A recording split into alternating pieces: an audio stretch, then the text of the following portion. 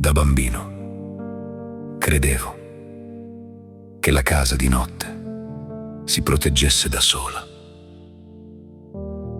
La tavola in disordine tornava piano al suo ordine. La minestra fredda riprendeva calore, il bottone strappato ritrovava il suo posto e la fronte accaldata si rasserenava da sola verso l'alba.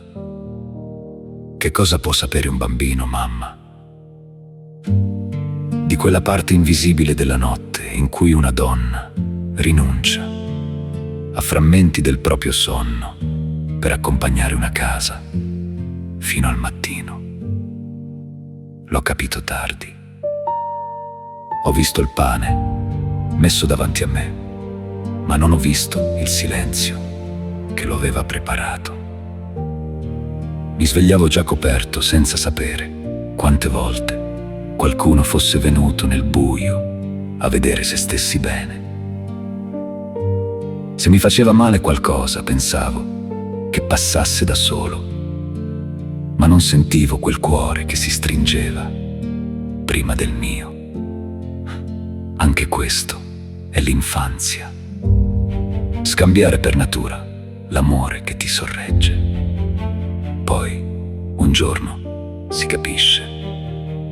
Ogni storia umana comincia nel silenzio di una madre. Poi sono cresciuto.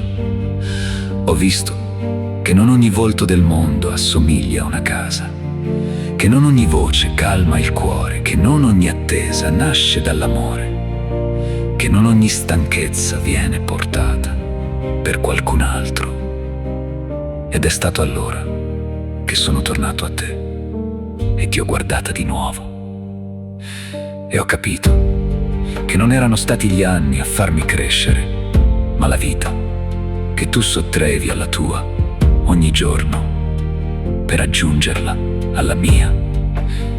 Tu non mi hai dato soltanto la vita, mamma. Mi hai insegnato a dividere il pane, a portare il dolore senza farne rumore, a dire le cose senza ferire, a restare umano anche quando nessuno guarda.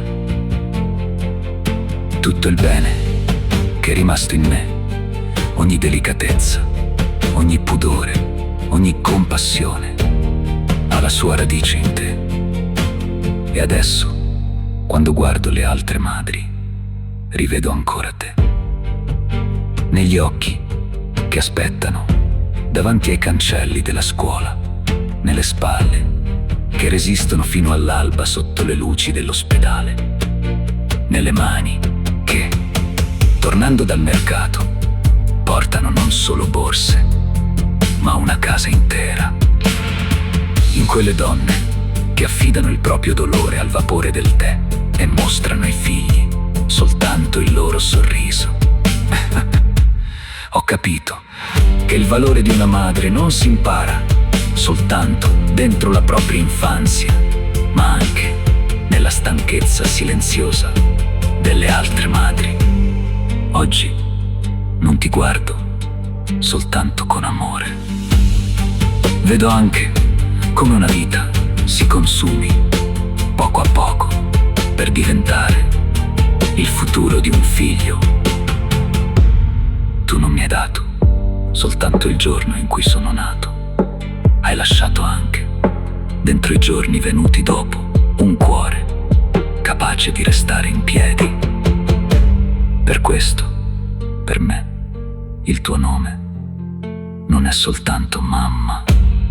È la fatica nel pane, è il calore nella casa, è la tenerezza nella voce, è quella prima luce che, anche quando il buio si addensa, non lascia che il cuore umano si spenga del tutto. Meno male che ci sei, mamma.